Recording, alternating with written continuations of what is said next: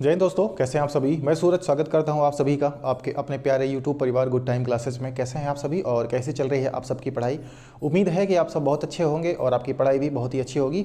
आज हम लोग करने वाले हैं एसएससी सीएचएसएल का एक और एडवांस क्लास, ठीक है। वो इसमें बहुत अच्छे अच्छे क्वेश्चन हम आपके लिए लेकर के आए हैं। तो फिर चलिए फिर शुरू करते हैं जल्दी से अपनी क्लास को। और क्लास को शुरू करने से पहले अगर फिर से वही बात, अगर चैनल पे नए हैं तो सब्सक्राइब कर लीजिएगा, बेल आइकन को जरूर प्रेस कर दीजिएगा, ठीक है। बीच में 1-2 दिन कुछ क्लासें नहीं हो पाई, कुछ समस्याएं थी। आप सभी समझदार हैं और समझ सकते हैं, ठीक है। तो अब नहीं होगी तो चलिए फिर शुरू करते हैं, ठीक है। कोई दिक्कत की बात नहीं है, मस्ती से हम लोग पढ़ते रहेंगे, ठीक है। पहला सवाल देखिए क्या कह रहा है। पहले सवाल ने कहा है एक त्रिभुज, और सब्सक्राइब वाला बटन दबा दीजिए, ठीक है, तब तक के लिए। पहला वाला सवाल कह रहा है एक त्रिभुज ABC की भुजा BC को एक बिंदु D तक बढ़ाया गया है, ठीक है। तो सबसे पहले क्या करते हैं हम लोग फिगर को थोड़ा सा बना लेते हैं, ठीक है। सवाल ने क्या कहा, एक ट्राइंगल है तो हम लोग क्या करते हैं ट्राइंगल को बना लेते हैं। ABC था तो ABC हमने बना लिया ऐसे करके, ठीक है। ये A है, ये हमारा B है और ये हमारा C है। अब सवाल ने क्या कहा है, इसकी जो भुजा BC है उसको एक बिंदु D तक बढ़ाया गया है। मतलब ये BC था, इसको हमने कहाँ तक बढ़ाया, D तक बढ़ाया, ठीक है। सवाल ने कहा है यदि कोण ACD मतलब इसको हम चाहो तो मिला दो, वरना कोई दिक्कत की बात नहीं। ये 117 डिग्री है, अच्छी बात है, ये बात समझ में आ गई। और सवाल ने कहा और एंगल ABC, अब इसको लिख लेते हैं। सवाल ने क्या कहा है कि एंगल ABC, ठीक है, एंगल ABC ये बराबर है 5/8 एंगल BAC, ठीक है, कोण BAC के बराबर है। तो सवाल ने कहा है कोण ABC का मान क्या है। ABC इसका माप सवाल ने हमसे पूछा है। यहाँ पर जो चीज़ हमको दी गई है सबसे पहले उनके बारे में हम लोग पता करते हैं। देखो ये जो BAC है ये इधर मल्टीप्लाई में है, इधर आएगा अपान में हो जाएगा। तो हम कह सकते हैं सर ABC और अपान में एंगल BAC, इन दोनों का मतलब कितना होगा 5/8। बोलो होगा कि नहीं होगा, ठीक है सर। अच्छा देखो ABC और BAC इसमें देखो कहाँ है, तो ABC ये वाला और BAC मतलब ये वाला, ठीक है। अगर हम इस त्रिभुज को थोड़ा अच्छे तरीके से देखें तो हमें कह सकते हैं कि जो ये ACD ये वाला जो एंगल है वो इस त्रिभुज का बाह्य कोण है। और हम सभी ये जानते हैं कि किसी भी त्रिभुज का जो बाहर का कोण होता है वो अपने अंदर के ठीक इन दोनों कोणों के योग के बराबर होता है। तो हम ये कह सकते हैं कि ये वाला कोण और ये वाला कोण मिला करके 117 होगा, ठीक है। अब हम कैसे करेंगे, देखो ये वाला जो कोण है ABC, जो ये वाला कोण है ABC वो कितना है 5 है, ठीक है। और जो BAC जो ये वाला कोण है वो कितना है 8 है। तो ये कुल मिला करके कितना हो जाएगा 13। और ये 13 किसके बराबर है 117 के बराबर है। तो हम कह सकते हैं सर एक किसके बराबर होगा, तो एक बराबर हो जाएगा 9 डिग्री के, ठीक है। अब अगर एक बराबर हो गया 9 डिग्री के, सवाल ने क्या कहा था ABC का मान बताओ, ABC। तो ABC है कितना, तो 5 है। हम कह सकते हैं सर 5 की वैल्यू अगर हम निकालेंगे तो 9 × 5 कितना हो जाएगा भैया, तो ये हो जाएगा 45 डिग्री। और ये हमारा क्या होगा रिजल्ट होगा। ऑप्शन की बात करें तो A में है और यही हमारा क्या हो जाएगा सही जवाब हो जाएगा, ठीक है भैया। मतलब देखो सिंपल सी चीज़ है, कुछ नहीं करना। जब भी आएगा छोटा सा फिगर आपने बनाना है और आपने जैसे फिगर बना लिया चीज़ों को समझना है। जो कुछ बेसिक्स इनके रूल्स हैं वो आपको जानना है और जो सवाल है वो आपका लग जाएगा, ठीक है भैया, कोई दिक्कत की बात नहीं है। अगला सवाल हम लोग देखते हैं, बहुत अच्छा सवाल है। सवाल ने कहा है आयताकार सीट का परिमाप और क्षेत्रफल क्रमशः 42 मीटर और 108 मीटर दिया गया है। देखो आयताकार सीट के परिमाप की अगर हम बात करते हैं तो परिमाप मतलब क्या होता है 2 × L+B, ठीक है। ये हमको दिया गया है 42, तो हम ये कह सकते हैं सर जो L+B है वो 21 होगा, ठीक है। L+B कितना होगा 21 होगा। अच्छा सवाल ने फिर ये कहा है कि जो क्षेत्रफल है वो 108 है। मतलब हम ये कह सकते हैं कि जो AB है वो कितना है 108 है। जो AB है वो कितना है 108 है। सवाल ने हमसे ये पूछा है कि विकर्ण की जो लंबाई है वो हमें बतानी है। किसकी लंबाई हमको बतानी है, विकर्ण की लंबाई हमको बतानी है। अब सिंपल सी बात, यहाँ पर एक बात हम देखते हैं। मान लेते हैं कि ये हमारे पास क्या है, ये आयत है, ठीक है। ये क्या है आयत है। अगर हम इसके विकर्ण की बात करें ये, तो ये हमारे पास L होता है और ये हमारे पास क्या होता है B होता है। समझना जरूरी नहीं है कि सब में कोई ट्रिक लगे यहीं से हम कुछ गंदा सा करें, ऐसा नहीं है। अगर हमको ये विकर्ण निकालना है तो हम सभी जानते हैं कि ये एक पाइथागोरस थ्योरम बन जाएगा यहाँ पर। क्यों, क्योंकि ये समकोण त्रिभुज है। इसकी लंबाई कितनी होगी, तो हम सभी जानते हैं L² + B² के रूट के बराबर होगा। भाई ये कर्ण है, तो यानी हमको किसकी वैल्यू चाहिए, तो हमको चाहिए L² + B² की। क्लियर है। तो अब अगर हम यहाँ पर देखें तो हमें L + B = 21 पता है, इनका स्क्वायर कर दो तो ये कितना हो जाएगा L² + B² प्लस का 2LB, बोलो यही तो होगा, ठीक है। और फिर हमको क्या करना है 21 का इधर स्क्वायर करना है, तो ये कितना हो जाएगा 441, ठीक है। L² + B² हमको निकालना है इसकी वैल्यू को, तो ये हो जाएगा L² + B² प्लस 2 गुणे और LB की वैल्यू कितनी, यानी AB की वैल्यू जो भी कुछ मान लो, यहाँ पर हम AB की जगह पर एल बी लिख लेते हैं, ठीक है, लेंथ इनटू ब्रीथ। अच्छा 108 है तो यहाँ पर कितना रखेंगे, 108 इक्वल में 441, इसको मैं हटा देता हूँ थोड़ी देर के लिए, ठीक है। तो अब ये एल स्क्वायर प्लस का वी स्क्वायर बराबर कितना हो जाएगा, 441 माइनस का 108 दूनी 216, ठीक है। इसको घटा दो, 11 में से 6 निकलेगा, कितना बचेगा, 5 बचेगा ना, 5, 3 में से 1 जाएगा तो कितना बचेगा, 2, और ये हो जाएगा 225। अब इसकी तो वैल्यू चाहिए नहीं, एल स्क्वायर वी स्क्वायर, हमें इसके रूट की वैल्यू चाहिए, तो हम कह सकते हैं sir root of L square plus B square अगर हम निकालेंगे तो कितना आएगा, 15। तो ये जो 15 है वही हमारा आंसर हो जाएगा, ठीक है। कहाँ पर है, तो ऑप्शन ए में 15 भी दिख रहा है, तो ऑप्शन ए क्या हो जाएगा, विकर्ण की लंबाई हो जाएगी, ठीक है भैया। तो आपको देखो ज्योमेट्री अगर आपको समझना है तो आपको जो उनके फिगर्स हैं इनके बारे में आपको आना चाहिए, फिगर्स की जो भी प्रॉपर्टी है वो सारी चीज़ें आपको आनी चाहिए। और ये बहुत बड़ा नहीं है कि आपको ये सारी चीज़ें नहीं आएंगी, बात यह है कि ज्योमेट्री को आपने कभी भी पढ़ा नहीं अच्छे तरीके से। जिस दिन भी आपने ज्योमेट्री को अच्छे तरीके से पढ़ लिया तो मैं ये दावा करता हूँ कि आप फिर ये कहोगे सर एरिथमेटिक तो बहुत हार्ड है, ज्योमेट्री और जो एडवांस मैथ जो भी है, ठीक है, अलजेब्रा ले लो, ज्योमेट्री ले लो, ट्रिग्नोमेट्री ले लो, सर ये तो बहुत ईजी है क्योंकि इसमें हमको बहुत कम करना पड़ता है, ठीक है। यहाँ पर कौन सी कैलकुलेशन करनी पड़ी, इतना छोटा तो हम हर क्वेश्चन में करते ही करते हैं, ठीक है। बस बात यह है कि आपको ये चीज़ यहाँ पर आनी चाहिए। अगर आपको ये फिगर बनाना नहीं आता तो आप विकर्ण के बारे में भूल जाते कि अब सर विकर्ण हम कैसे निकालेंगे, ठीक है। आप सोचते हैं कि विकर्ण का निकालने का फार्मूला तो हमने कभी याद ही नहीं किया, तो फार्मूला याद करने की यहाँ पर ज़रूरत ही नहीं पड़ती हमको, ठीक है। अगले सवाल पे चलते हैं, क्वेश्चन नंबर 3। सवाल ने कहा है पी क्यू और आर एक वृत्त की परिधि पर 3 बिंदु इस प्रकार हैं कि क्यू आर एक व्यास है। देखो सबसे पहली बात, एक हम लोग वृत्त बनाते हैं, ठीक है, एक हमने क्या बना लिया, वृत्त बना लिया। अच्छा पी क्यू आर 3 वृत्त, 3 जो पॉइंट हैं वो इसके सरकमफ्रेंस परिधि पर है, ठीक है, लेकिन जो क्यू आर है वो इनका एक व्यास है। तो सबसे पहले तो हम क्यू आर बना लेते हैं, ये क्यू है और ये आर है, ये क्या है, इनके व्यास हैं, तो यहाँ पर इसका सेंटर हो जाएगा, ठीक है। अच्छा अब आगे सवाल ने क्या कहा है, और पी क्यू बराबर है पी आर के, यानी पी कहीं पर होगा, तो हम मान लेते हैं पी यहाँ पर है, और वो कैसे है कि जो पी क्यू है वो किसके बराबर है, पी आर के बराबर है, क्लियर है, ये दोनों आपस में क्या है, बराबर है, गुड, अच्छी बात है। आगे सवाल ने क्या कहा है, यदि वृत्त की त्रिज्या 7 सेंटीमीटर है, मुझे एक बात बता दो कि यहाँ से जो ये है ये कितना है, 7 है, और ये भी कितना है, 7, यहाँ से इधर, इसको मैं ओ मान ले रहा हूँ, ठीक है। सवाल ने कहा है पी क्यू की लंबाई क्या है, पी और क्यू, पी जो क्यू है इस पी क्यू की जो लंबाई है वो क्या है। देखो इसको लगाने के 2 तरीके हैं। सबसे पहली बात ये कि अर्धवृत्त में बना हुआ जो कोण होता है वो 90 डिग्री का होता है, मतलब जो ये वाला कोण होगा ये 90 डिग्री होगा, पहला तरीका ये हम लगा सकते हैं, ठीक है। दूसरा तरीका हम ये लगा सकते हैं कि इससे इसको मिला दो, ठीक है, इससे इसको जब हम मिला देंगे तो यहाँ पर 90 डिग्री का एंगल बन जाएगा। यहाँ पर कौन सी डिग्री का एंगल बनेगा, तो 90 डिग्री का एंगल यहाँ पर बनेगा, वरना अगर आप चाहो तो इसको करने की कोई ज़रूरत नहीं है। बात समझ में आ रही, इसको करने की कोई ज़रूरत नहीं है, ठीक है। अच्छा अब इनमें हम देखते हैं, ठीक है, इनमें क्या करते हैं हम देखते हैं। देखो जो ये वाला हमारा एंगल बनेगा, ठीक है, देखो ये यहाँ तक 7, यहाँ तक 7, तो टोटल कितना हो जाएगा, ये 14 हो जाएगा। क्या ये बात आपको समझ में आ रही है, गुड। अब इसमें अगर हम देखते हैं तो 19 के सामने ये है, यानी ये कितना होगा, हाइपोटेनस होगा, कर्ड होगा। बाई पाइथागोरस थ्योरम अगर हम यूज़ करते हैं तो यहाँ पर क्या होगा, कर्ड का स्क्वायर मतलब क्यू आर का स्क्वायर, ठीक है, किसके बराबर होगा, तो ये पी क्यू स्क्वायर प्लस के पी आर स्क्वायर के बराबर होगा। भाई इसका स्क्वायर प्लस इसका स्क्वायर, ये कितना है, ये 14 है, तो ये 14 का स्क्वायर बराबर ये हो जाएगा पी क्यू का स्क्वायर, और ये भी हो जाएगा पी क्यू का स्क्वायर। क्यों, क्योंकि सवाल ने कहा है पी क्यू और पी आर आपस में इक्वल हैं, जब इक्वल हैं तो इनका वर्ग भी इक्वल होगा, ये 196 हो जाएगा और ये 2 हो जाएगा, तो 2 पी क्यू का स्क्वायर ये बराबर होगा 196 के। 196 को जब हम 2 से भाग करेंगे, ठीक है, तो सीधे क्या करते हैं, भागी कर देते हैं। तो सोचो पी क्यू कितना आएगा, पी क्यू आएगा 98, ठीक है, कितना आएगा, 98 आएगा, 8 दूनी 16, 9 दूनी 18, 19, ठीक है। तो सोचो पी क्यू कितना आएगा, अब क्या करना है, 98 का हमको वर्गमूल निकलना है। तो ऑप्शन के थ्रू भी हम लोग जा सकते हैं कि ऐसा कहीं पर है, परफेक्ट स्क्वायर तो ये है नहीं, ठीक है, तो रूट में आएगा।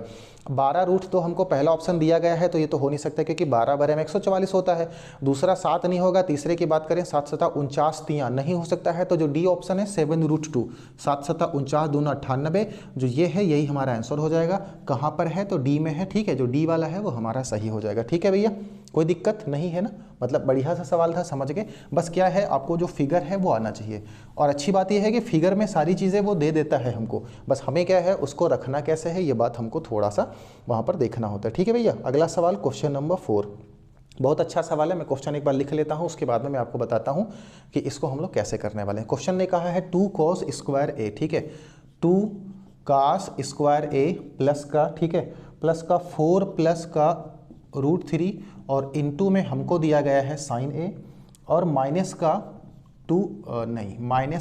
2 और ब्रैकेट में हमको दिया गया है 1 प्लस √3 और इक्वल में हमें दिया गया है 0। सवाल ने पूछा है कि जहाँ पर a एक न्यून कोण है तो a की वैल्यू हमको यहाँ पर बतानी है कि a कितना होगा। ठीक है, तो देखो दो बातें हैं। पहली बात ये है कि इनको या तो आपस में हल करो कुछ करके, ये कॉस है इसको साइन में कन्वर्ट करो तो साइन में क्वाड्रेटिक इक्वेशन यानी द्विघात समीकरण बन जाएगा, उस तरीके से इसको हल करो तो एक बात तो ये हो जाती है। ठीक है, और दूसरी बात ये है कि यहाँ पर हमको क्या करना है, वैल्यू पुट करना है। यहाँ पर हमको क्या करना है, वैल्यू पुट करना है और ये ज़्यादा बेटर हो जाता है। जो हमको 4 ऑप्शन दिए गए हैं उनको पुट कर देते हैं। अब बात यहाँ पर यह है कि सर चारों ऑप्शन को पुट करेंगे, हो सकता है उसके पहले हम इसको लगा ले। तो बात क्या है, इन चारों में भी हम ये देखेंगे कि कौन सा ऐसा ऑप्शन है जो इसको सेटिस्फाई कर सकता है। सबसे पहली बात, अगर हम 15 डिग्री की वैल्यू हमको नहीं पता होती है नॉर्मली तो हम इसको नहीं रखेंगे, उसको तो भूल ही जाओ। ठीक है, एक खत्म हो गया। उसके बाद में बात करते हैं 45 की। तो 45 का जो वैल्यू होता है, चाहे साइन ले लो चाहे कास ले लो, 1/√2 होता है और इसको हटा करके 0 लाना है, यानी √3 को गायब करना होगा किसी न किसी भी तरीके से। तो यानी √2 तो यहाँ पर आ ही नहीं सकता, यानी कि 45 नहीं होगा। अब दो हो सकते हैं, या तो 30 होगा या तो 60 होगा। तो रख करके थोड़ा सा देख लेते हैं। ठीक है, अगर हम लोग 30 रखते हैं, अगर हम लोग क्या रख सकते हैं, 30 रखते हैं तो साइन यहाँ पर सबसे पहले क्या है, cos 30 होगा। ठीक है, तो cos 30 की वैल्यू कितनी होती है, √3/2। तो अगर हम यहाँ पर देखते हैं √3/2 और cos 30 और sin 30 की वैल्यू कितनी हो जाएगी, 1/2 हो जाएगा। तो यहाँ पर √3 होगा, बात को समझना ध्यान से। यहाँ पर √3 का स्क्वायर करेंगे तो 3, यानी यहाँ भी 3 हो गया और यहाँ पर तो 1/2 हो जाएगा, यानी यहाँ का जो 3 है ये क्या होगा, हमारे पास बचा रह जाएगा। ठीक है, तो ये कितना हो जाएगा, 1/2, तो 4 प्लस √3 हो जाएगा। ठीक है, थोड़ा सा हम क्या करते हैं देख लेते हैं। देखो यहाँ पर 30 डिग्री रखेंगे तो √3 अपान कितना हो जाएगा, 2, स्क्वायर करेंगे तो 3/4, यानी 2 × का 3/4 हो जाएगा, प्लस ये 1/2 होगा तो इससे तो कोई फर्क ही नहीं पड़ता। तो 4 प्लस √3/2 माइनस का, इसको अगर अंदर देखें तो 2 माइनस का 2√3 आएगा। ठीक है, अब क्या करने वाले हैं, हम इसको काट देते हैं थोड़ा सा, 2 तो 3/2 और ये तो 3 इधर का 4 इधर का कितना हो जाएगा, 7 प्लस का √3 अपान में 2, तो 2 से इधर मल्टीप्लाई करा देते हैं, माइनस का 4 और माइनस का कितना हो जाएगा 4√3। ठीक है, और अपान में कितना हो जाएगा 2। देखो ये नहीं कटेगा, यहाँ पर 4√3 आया, यहाँ पर केवल √3 है, तो यानी कि यहाँ पर कुछ ना कुछ बच रहा है। ठीक है, तो 0 नहीं आया। तो अब देखो दो बातें हो सकती हैं, वो ये है कि या तो इसके बाद में जो भी हमारे पास बचा है वो हमारा सही ऑप्शन हो जाएगा, या फिर अगर हम थोड़ा सा डाउट अभी यहाँ भी करते हैं कि हो सकता है ये भी सही ना हो, तो उसको हम क्या कर सकते हैं, वेरीफाई करा देते हैं। तो क्या करना है, हमको 60 डिग्री रखना है। ठीक है, तो 2 रहेगा, cos 60 की वैल्यू कितनी होती है, तो 1/2 होती है। 1/2 का स्क्वायर करेंगे तो 1/4 प्लस का 4 प्लस √3 और जो साइन 60 होगा, साइन 60 की वैल्यू कितनी होती है, √3/2। क्लियर है, कितना होगा, √3/2 माइनस का, इसको अंदर गुणा करा देते हैं तो 2 और माइनस का 2√3। ठीक है, 0 तो हमको लेके आना है। ये कितना हो जाएगा, 1/2 हो जाएगा ये। ठीक है, इसको गुणा करा दो तो ये हो जाएगा 4√3 और प्लस का 3/2 और माइनस का, इसको भी 2 से गुणा करा दो, एलसीएम बराबर कर लेते हैं। ठीक है, तो ये हो जाएगा माइनस का 4 और माइनस का 4√3/2। एलसीएम सबके बराबर है, शाबाश बराबर है ना। तो ये 4√3 ये कट जाएगा, 3 और 1 4 प्लस का और ये 4 नेगेटिव कट जाएगा। नीचे 2 होने से कोई फर्क नहीं पड़ता, जब ऊपर 0 आ गया तो ये कितना आ गया, 0 आ गया, और 0 ही क्या है हमारा RHS है। तो हम कह सकते हैं कि जो A की वैल्यू आएगी वो कितनी आएगी, 60 डिग्री, और ये हमारा क्या हो जाएगा, आंसर हो जाएगा। ठीक है भैया, कहाँ पर है, तो option D is right. Clear है, जो ऑप्शन डी है वो हमारा क्या हो जाएगा, बिल्कुल सही जवाब हो जाएगा। ठीक है, शाबाश, बहुत अच्छे। तो ऐसे आपको क्या करना है, वहाँ पर भी करना है। ठीक है, मतलब बहुत कम समय लगेगा। 4 ऑप्शन यहाँ पर हम आपको समझा करके करते हैं, आपको वहाँ पर ना समझना है और ना किसी को समझाना है। ठीक है, आपने क्वेश्चन देखा, आपने ऑप्शन देखा, रखना शुरू कर दिया, 10 सेकंड 20 सेकंड 30 सेकंड लगेगा, आपका क्वेश्चन खत्म हो जाएगा। ठीक है, अगला सवाल देख लेते हैं। क्वेश्चन नंबर 5 क्या कह रहा है, सवाल ने कहा है एक जो वृत्त है वो चतुर्भुज PQRS की भुजाओं को स्पर्श करता है यदि, तो हम सबसे पहले क्या करते हैं, एक फिगर बना लेते हैं। ठीक है, सबसे पहले हम क्या करते हैं, एक फिगर बनाते हैं और उसके बाद में देखते हैं कि यहाँ पर क्या होने वाला है। ठीक है, तो एक चतुर्भुज हम सबसे पहले क्या करते हैं, बना लेते हैं।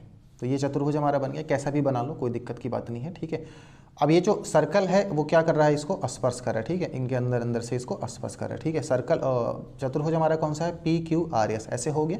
ठीक है, आप सभी लोग जानते होंगे, इस तरीके का फिगर आपने देखा भी होगा। अब इसमें सवाल ने कहा है कि जो PQ है वो 11 है, PQ कितना है, 11 है। ठीक है, और जो बात करें हम QR की तो ये कितना है, ये 12 है, और उसके बाद में जो PS है वो 8 है। जो PS हमको दिया गया है ये कितना दिया गया, 8 है। सवाल ने कहा है यस आर बताओ।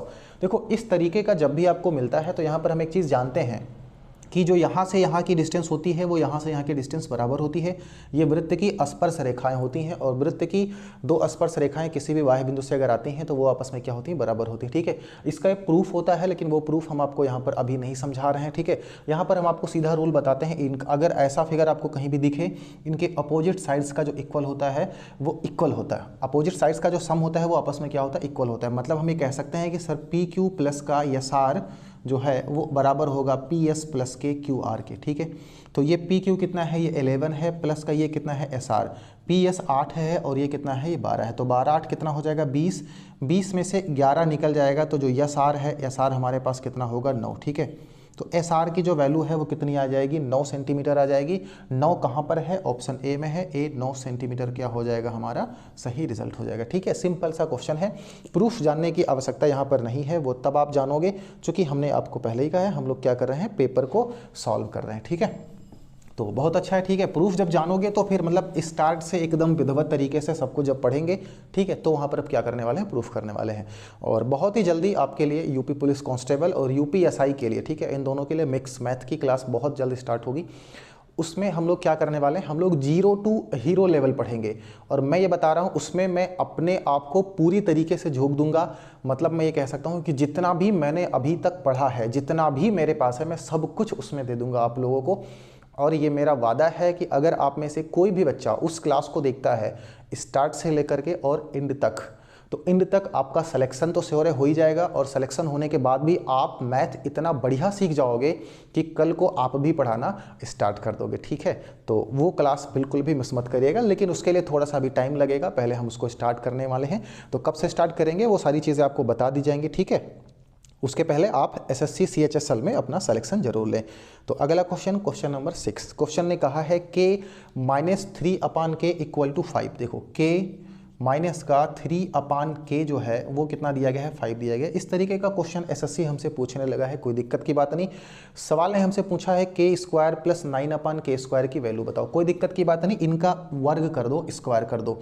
तो ये देखो क्या होगा, A² प्लस का B², ठीक है, प्लस का B² और माइनस का 2AB होता है, तो 2 × A × B ऐसे हो जाएगा। ठीक है, और इक्वल टू में कितना आएगा 25। इसकी वैल्यू हमें बतानी है, ये सारी चीज़ें उधर जाएंगे तो प्लस हो जाएंगी, ये कैंसिल हो जाएगा। 3 2 कितना होगा 6, तो 25 और 6 कितना हो जाएगा 31 हो जाएगा, और ये हमारा रिजल्ट हो जाएगा। ठीक है, इसमें कुछ नहीं करना होता है। हम सभी जानते हैं कि जब यहाँ पर 1 - 1/x या फिर मतलब x ऐसे करके होता है ना, x - 1/x या फिर x + 1/x जैसे जब फार्मूला होता है तो पूछता है, लेकिन वो चीज़ें थोड़ी सी आउटडेटेड हो गई, पुरानी हो गई हैं। ठीक है, अब SSC ने क्या किया है, वो ऐसे क्वेश्चन यहाँ पर पूछने लगा है, तो कोई दिक्कत की बात नहीं है। अगर ऐसे बहुत सिंपल सी चीज़ आती है फिर हम खोल करके भी कर सकते हैं, कोई दिक्कत नहीं है। वरना आप समझ सकते हैं कि जो ये होगा वो यहाँ पर मल्टीप्लाई हो जाता है। ठीक है भैया, बात समझ में आ रही है, शाबाश। अगले सवाल पे हम लोग चलते हैं, और बहुत बेहतरीन सवाल है, और देखना ये है कि आप इसको कैसे लगाते हो। ठीक है, और किस तरीके से यह सवाल लगेगा सच में। तो क्वेश्चन नंबर 7, सवाल ने कहा है, मैं एक बार क्वेश्चन लिख ले रहा हूँ कि A² + B² + C²। क्वेश्चन ने कहा है A² प्लस का B² प्लस का C² इक्वल टू नहीं प्लस 170, प्लस का 170 इक्वल टू में हमें कुछ दिया गया है, क्या दिया गया है 2 × 8A प्लस का 5B और माइनस का 9C। ठीक है, ये दिया गया है। क्वेश्चन ने हमसे पूछा क्या है क्वेश्चन ने हमसे, हम सबसे पहले यहाँ पर देख लेते हैं। ठीक है, यहाँ पर मैं लिख ले रहा हूँ, आपको तो दिख रहा होगा, √4A प्लस का 8B और -C, इसकी जो वैल्यू है वो कितनी होगी। इसकी वैल्यू बताने के लिए हमें A और B की वैल्यू पता होनी चाहिए। A और B की वैल्यू इसमें कहाँ है, उस बात को हम लोग क्या करते हैं, निकालते हैं। सबसे पहले इन सबको इधर लेकर के आते हैं। ठीक, इसको मैं हटा दे रहा हूँ थोड़ी देर के लिए। ठीक है, तो देखो ये A² है, हम इसको लिख लेते हैं ऐसे, प्लस का ये B² है, प्लस का ये C² है। देखो इसको हम कुछ तोड़ते हैं, देखो ये 8 दूनी 16 दिख रहा है, ये 10 दिख रहा है, 9 दूनी 18 दिख रहा है, 16 दिख रहा है यहाँ पर। 16 में अगर 16 को 2AB में हम लोग तोड़ने की कोशिश करें तो B की जगह पर 8 दिख रहा है, यानी कि इसमें हम 64 देखते हैं कहीं होना चाहिए। ठीक है, यहाँ पर 5 दिख रहा है तो ये 25 यहाँ पर कहीं होना चाहिए, देखते हैं। यहाँ पर 9 है तो 81 होना चाहिए, लेकिन देखते हैं कि क्या इनको जोड़ने के बाद में 170 आएगा भी कि नहीं आएगा। ठीक है, 5 और 1 6 4 10, 6 2 8 और 8 16 और 1 17, 170 आ रहा है। इन सबको इधर ले आओ, तो ये माइनस का 16a और माइनस का 10b और प्लस का 18c हो जाएगा। शाबाश। अब देखो क्या होगा, हम इसको लिख लेते हैं अच्छे तरीके से। a स्क्वायर, ठीक है, माइनस का 16a और प्लस का 64, ये एक जगह पर, प्लस का b स्क्वायर, ठीक है, और b स्क्वायर के बाद में माइनस का 10b, माइनस का 10b और प्लस का 25, ये हमारा एक जगह हो जाएगा, और प्लस का c स्क्वायर, प्लस का 18c और प्लस का 81, ये हमारे, और इक्वल टू में यहाँ पर क्या बचेगा, तो 0 बचेगा। ठीक है, मुझे एक बात बताओ, ये जो चीज़ लिखी हुई है ना, ये क्या है, ये a माइनस 8 का होल स्क्वायर है कि नहीं है, समझना, a माइनस 8 का होल स्क्वायर है। ठीक है, a स्क्वायर प्लस का 2ab यानी 16a माइनस का, ठीक है, और प्लस का b स्क्वायर यानी कि 64। अच्छा, ठीक उसी तरीके से ये क्या लिखा हुआ है, ये b माइनस 5 का होल स्क्वायर लिखा हुआ है, और ये c प्लस 9 का होल स्क्वायर लिखा हुआ है। किसका लिखा हुआ है, c प्लस 9 का होल स्क्वायर लिखा हुआ है, इक्वल टू में 0। ठीक है, ये तीनों चीज़ें प्लस में हैं और इनका जो स्क्वायर है वो अगर 0 है तो हम ये कह सकते हैं कि a माइनस 8 बराबर होगा 0 अलग, b माइनस 5 बराबर होगा 0 के, और c प्लस 9 बराबर होगा 0 के। तो जो a की वैल्यू निकलेगी वो 8, b की वैल्यू निकलेगी वो 5, और जो c की वैल्यू निकलेगी वो 9। ठीक है, ये तीनों की तीनों वैल्यू आ गई। ये मत कहना कि सर सवाल इतना बड़ा क्यों है, ये आपको समझाना है इसलिए बड़ा है, वरना हम इसको वहीं देख लेते कि अगर ये वर्ग बन रहा है तो यहीं से सारी चीज़ें आ जाती हैं। ये 2-3 स्टेप जो बाद में कर रहे हैं, करने की बिल्कुल ज़रूरत नहीं थी, क्योंकि आपको बहुत अच्छे तरीके से समझाना है ताकि आप गलती ना करो, इसलिए सारी चीज़ें करनी पड़ती हैं और करना चाहिए आपको भी, अभी ऐसे करना है। ठीक है, अब हम करते हैं जो क्वेश्चन ने हमसे पूछा था। सवाल ने हमसे क्या पूछा था, 8 4a, तो a की वैल्यू को कितना 8 है, प्लस का 8b है, तो 8 और b की वैल्यू कितनी है 5 है, और माइनस का केवल c है, तो c की वैल्यू माइनस 9 है, तो प्लस का 9 हो जाएगा। हल कर लो, 8 4 जा 32 यानी 32, 40 और 9 इनको जोड़ लो, तो ये कितना हो जाएगा, देखो 40 और 32 और 8 40, 80 और 1 कितना हो जाएगा 81 रूट का, और इनका जब हम देखेंगे मामला तो कितना आ जाएगा 9 आ जाएगा। ठीक है, क्या आ जाएगा 9 कहाँ है, तो ऑप्शन सी में है, और ये हमारा सही होगा। ठीक है, जो ऑप्शन सी है वो हमारा क्या होगा, सही होगा। ठीक है, देखो देखने में बहुत गंदा लग रहा था लेकिन बहुत ही सिंपल वे में जो ये आपका क्वेश्चन लग गया। ठीक है, तो ऐसे ही क्वेश्चंस आएंगे और ऐसे ही क्या करना है, इन्हें आपको लगाना है वहाँ पर, बिल्कुल भी मतलब डरना नहीं है। अगला क्वेश्चन ट्रिगो का है, बहुत अच्छा सवाल है, देखना यह है कि आप इसको किस तरीके से समझ पाते हो। क्वेश्चन नंबर 8, सवाल ने कहा है कि यदि थीटा एक न्यून कोण है और sine theta is equal to cos theta, मतलब मैं कह रहा हूं इसको तो लिखने की जरूरत ही नहीं थी, sine theta equal to cos theta. ठीक है, आगे सवाल ने कहा है तो क्या करना है, 2 tan स्क्वायर थीटा, ठीक है, और प्लस का साइन स्क्वायर थीटा -1, इसकी वैल्यू क्या है वो हमें बतानी है। ठीक है, कैसे बताएंगे, तो चलो समझते हैं। देखो सवाल ने क्या कहा, देखो बात ये है कि ये चीज़ हमको दी गई है, इनको आपस में पहले हल करेंगे, थीटा की वैल्यू निकालेंगे, उसको यहाँ पर पुट करेंगे, या दूसरा तरीका यहाँ पर जहाँ भी साइन है उसकी जगह पर या कास रख दो, या तो जहाँ पर यहाँ कास है उसकी जगह पर साइन रख दो। तो ये दोनों बातें तो आप करोगे, ठीक है, लेकिन अगर हम लोग ऐसे ही लगाएं तो फिर कॉम्पिटिटिव एग्जाम्स देने का क्या फ़ायदा है। फिर वहाँ पर हमको क्या करना है, तो थोड़ा सा थिंक करो, सोचो कि थीटा की कौन सी वैल्यू पर साइन और कास कभी भी बराबर हो सकते हैं। तो हम सभी जानते हैं कि एक ही ऐसी वैल्यू है जहां पर साइन और कॉस हमेशा बराबर होते हैं, और वो है 45 डिग्री। साइन 45 डिग्री की वैल्यू 1/√2 और कास 45 डिग्री की वैल्यू भी 1/√2 होती है, मतलब 45 डिग्री थीटा की वैल्यू होगी तभी ये वैल्यू इक्वल हो पाएगी, मतलब थीटा की वैल्यू 45 डिग्री हमेशा निकलेगी। ठीक है, तो यहाँ पर हम उसको क्या करते हैं, रखते हैं, तो 2 tan स्क्वायर कितना हो जाएगा 45, प्लस का साइन स्क्वायर कितना हो जाएगा 45 और माइनस का 1।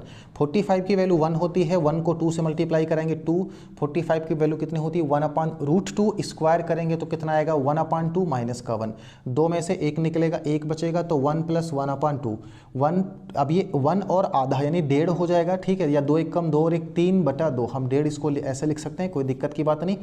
3/2 की अगर हम बात करें तो ऑप्शन डी में है, और ये हमारा क्या होगा, सही रिजल्ट हो जाएगा। ठीक है, शानदार सवाल था कि नहीं था, ठीक है, बढ़िया सवाल था। चलो अगले सवाल पे देखते हैं। ठीक है, ये बहुत अच्छा सवाल था। अगला सवाल फिर से ज्योमेट्री का है। ठीक है, अगला सवाल क्या है, ज्योमेट्री का है, तो क्वेश्चन नंबर 9 देख लेते हैं। क्वेश्चन नंबर 9 ने कहा है सिमिलरिटी, आपने पढ़ा होगा समरूपता जिसको कहते हैं, तो वहाँ का ये सवाल है। सवाल ने कहा है ट्राइंगल ABC जो है वो सिमिलर है ट्राइंगल पी क्यू आर के, ठीक है। पहले मैं लिख रहे हैं, देखो ट्राइंगल जो ए बी सी है, ठीक है, ये सिमिलर है ट्राइंगल पी क्यू आर के, क्लियर है। अब इसमें सवाल ने कहा है और ए बी सी और के और पी क्यू आर के जो परिमाप हैं इनका जो अनुपात है वो 72 और 43 है। इनके जो परिमाप का अनुपात है वो 72 और 43.2 है, ठीक है, 43.2 सेंटीमीटर का अनुपात है। तो इन दोनों के क्षेत्रफल का अनुपात कितना होगा। देखो यहाँ पर हम आपको सबसे पहले एक बात बता दें कि अगर दो त्रिभुज समरूप हैं तो इनके जो क्षेत्रफल का अनुपात होता है वो इनकी संगत भुजाओं के वर्ग के बराबर होता है।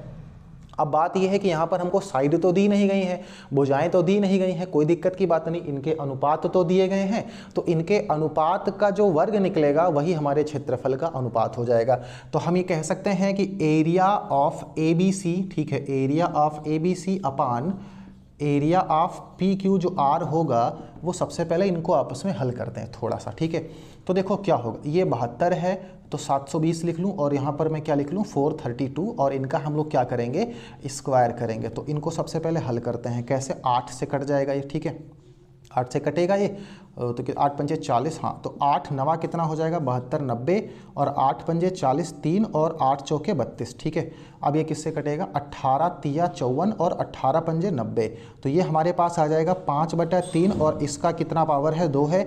स्क्वायर जब हम करेंगे तो ये आ जाएगा 25/9। तो हम कह सकते हैं जो इनके क्षेत्रफल का अनुपात होगा वो 25:9 होगा, और यही हमारा क्या हो जाएगा आंसर हो जाएगा। ऑप्शन कहाँ पर है, तो ए वाला सही हो जाएगा, ठीक है। कितना सिंपल सवाल था, लेकिन ये सिंपल तभी है जब आपको सिमिलर ट्राइंगल के रूल्स पता हैं। अगर आपको सिमिलरिटी क्या होती है इनके ट्राइंगल्स, मतलब सिमिलर ट्राइंगल्स क्या होते हैं, अगर दो ट्राइंगल सिमिलर हैं तो उनके रूल्स कौन कौन से होते हैं, कौन कौन सी ऐसी प्रॉपर्टी है जो वहाँ पर बन सकती है, अगर ये सारी चीज़ें आपको नहीं आती हैं तो मैं ये कह रहा हूँ कि फिर यह सवाल आपको समझ में नहीं आएगा, ठीक है।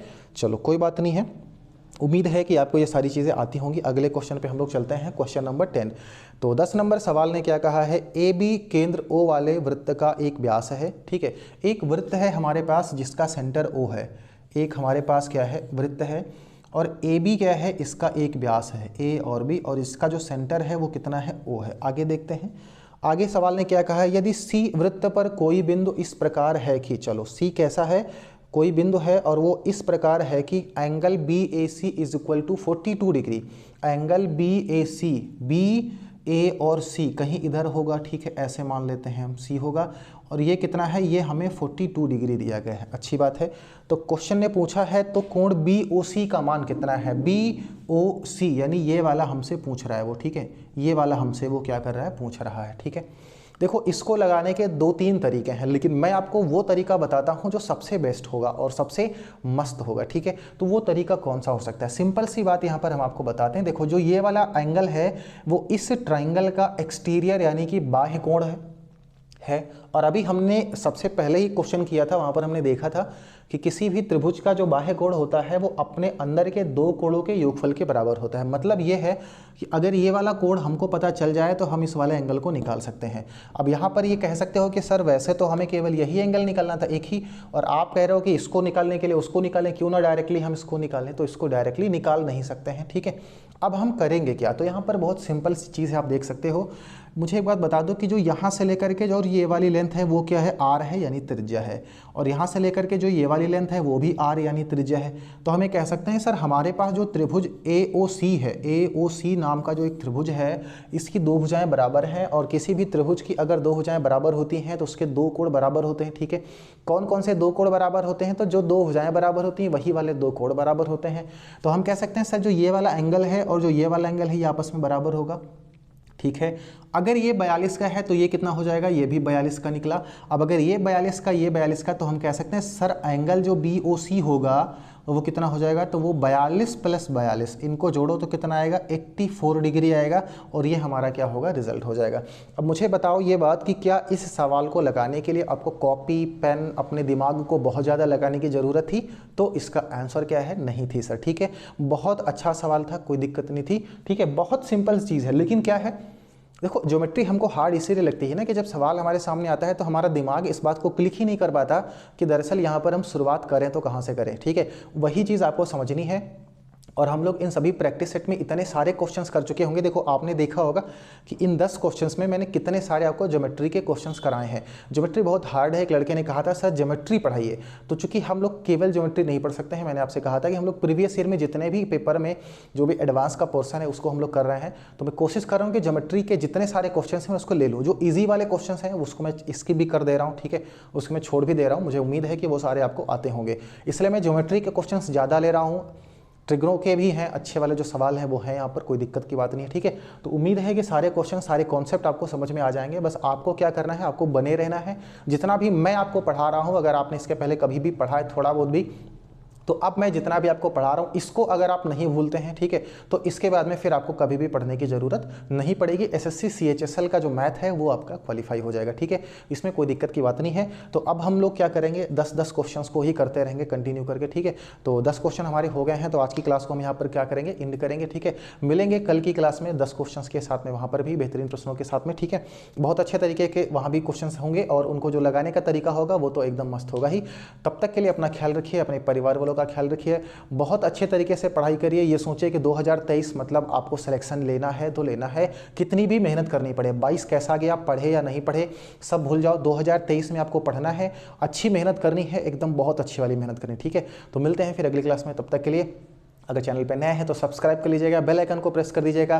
क्लास अच्छी लगी होगी लाइक करिएगा और शेयर जरूर करिएगा सब बच्चों के पास में, ठीक है। आपका सपोर्ट ही हमें मोटिवेट करता है, जिसकी वजह से हम आगे भी चीज़ों को करने की कोशिश कर पाते हैं, ठीक है। तो उम्मीद है कि आपका सपोर्ट, आपका प्यार यूँ ही बना रहेगा। मिलेंगे अगली क्लास में, तब तक के लिए जय हिंद।